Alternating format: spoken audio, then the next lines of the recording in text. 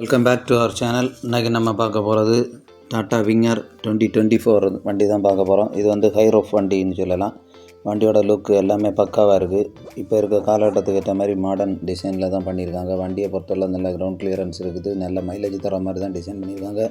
இதில் வரக்கூடிய engine பார்த்துக்கிட்டோம்னா 2.2 litre டைகார் engine தான் வருது. 4 சிலிண்டர் என்ஜின். இதோட பவரை பார்த்தோன்னா 102 ஹார்ஸ் பவரில் கொடுத்துருக்காங்க. டார்க்கை பொறுத்தவரையில் 200 நியூட்டன் மீட்டரில் இருக்குது. க்ரோஸ் வெயிட்டுன்னு பார்த்தோன்னா 2800 கேஜி கொடுத்துருக்காங்க.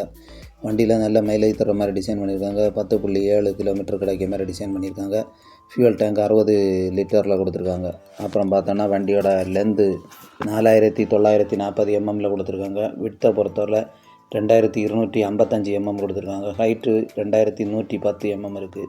பிரேக்ஸை பொறுத்தவரை ஹைட்ராலிக் பிரேக்ஸ் கொடுத்துருக்காங்க. ஃப்ரண்ட் சஸ்பென்ஷனை பொறுத்தவரை மெக்பர்சன் ஸ்ட்ரட் டைப் வந்துடுது.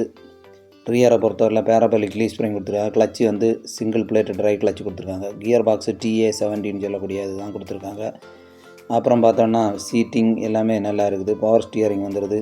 சீட்டிங் வந்து மகாராஜா டைப் சீட்டிங் கொடுத்துருக்காங்க. டயரை பொறுத்தவரை 195 R15 LT 8PR டைப்பில் கொடுத்துருக்காங்க. வண்டியோட விண்டோஸ் எல்லாமே நல்ல அகலமாக இருக்குது. ஸ்டைலிஷாக இருக்குது. மாடர்ன் ஸ்டைலில் ஏற்ற மாதிரி தான் இருக்குது. ஏர் கண்டிஷனும் வந்துடுது. அப்புறம் பார்த்தோன்னா டிரைவர் இன்ஃபர்மேஷன் சிஸ்டம் இந்த மாதிரி விஷயங்கள் எல்லாமே மாடர்ன் ஸ்டைலில் கொடுத்துருக்காங்க. அட்ஜஸ்டபிள் டிரைவர் சீட் இருக்குது. நெக்ஸ்ட்டு டெலிமேட்டிக்ஸ்ன்னு சொல்லக்கூடிய அந்த இதெல்லாமே இருக்குது. ட்ராக் பண்ண மாதிரி சிஸ்டம்ஸ் எல்லாமே கொடுத்துருக்காங்க. டாட்டாவை பொறுத்தவரை பாடி பில்ட் குவாலிட்டி எல்லாமே நல்லா இருக்குது. பக்காவாக இருக்குது. அவுட்டர் லுக்கு இன்டீரியர் லுக் எல்லாமே இருக்குது. வண்டியோட ரூஃப் ஹைட் எல்லாமே அதிகமாக இருக்குது. ஸோ நல்ல இடவசதியோட கூடியதாக தான் இருக்குது. இன்டீரியரும் அதே மாதிரி தான் பக்காவாக கார்மாலே சிஸ்டத்துலேயே கொடுத்துருக்காங்க.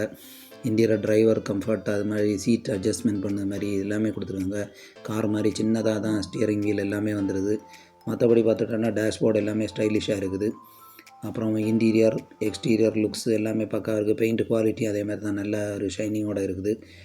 மாடர்ன் ஸ்டைலில் இருக்க மாதிரி வண்டிகள் தான் இதுவுமே. மற்றபடி பார்த்தோன்னா அதில் உள்ள ஏசி கண்ட்ரோல் டப் சுவிட்ச் இதெல்லாமே பக்காவாக இருக்குது.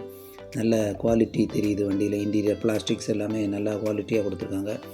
வழக்கமாக இருந்த டாட்டா விங்கரை காட்டிலும் இந்த வண்டி வந்து கொஞ்சம் அதிக ப்ரீமியம் லுக்கில் கொடுத்துருக்காங்க.